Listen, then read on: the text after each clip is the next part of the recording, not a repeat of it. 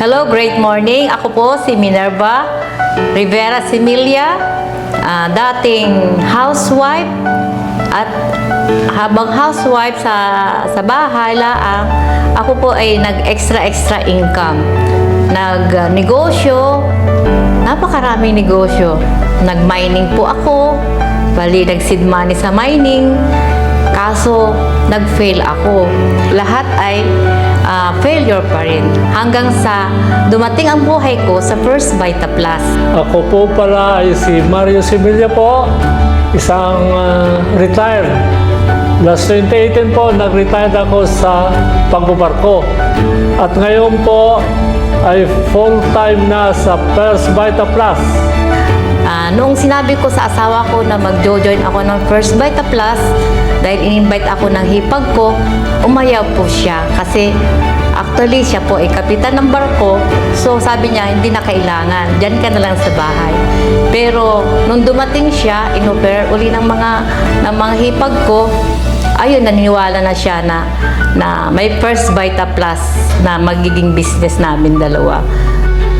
Masasabi ko lang po, dati ay negative ako sa First Vita Plus.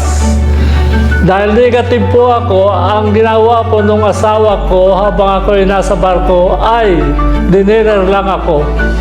Ang laking gulat ko po, nang pag-uwi ko ay sabi ng asawa ko, dadalhin ako sa isang lugar. Yung pala sa First Vita Plus.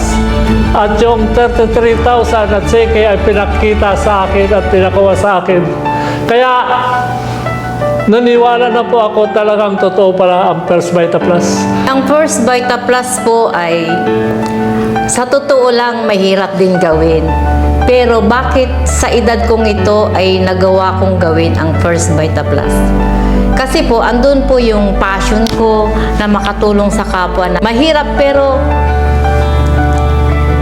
yung yung hirap ko, mayroon din palang taong maniniwala sa iyo. So, ang dami kong natulungan din na gumaling. Naging successful din sila sa pag-Vita Plus. First Vita Plus po, naging achievements namin ay nakabili din naman kami ng counting farm, nakapag-renovate ng bahay, nakabili din ng kotse, nakabili din ng condominium, and nakakapag-abroad din for 13 years. Doing First Vita Plus, nakapag-Europe na ako, North and South America, Asia, and marami pa ang iba. Mga seniors, hindi pa tayo huling mangarap. Kaya natin ang First Vita Plus kahit bata ka o matanda o walang pinag-aralan, ay kung kakayanin natin na gawin ay tuloy-tuloy natin na gawin o i-share sa mga tao ang pangkalusugan at pangkabuhayan. Paano magka-income tayo kahit na tayo yung mga retired na, di ba? Kaya ito po kami patuloy na nagba-Vita Plus. Kasi ang Vita Plus po ay walang pinipili, matanda, bata, disabled, walang pinag-aralan. Full-time pong tanggap sa Vita Plus. Ito na po ang kasagutan natin sa ating matagal nang pinapanalangin sa buong may kapal. Kasi po, manalangin tayo at bibigyan tayo ni Lord. Yan lang po at salamat po kay Ma'am Doy Serso at binigyan kami ng mga gandang oportunidad.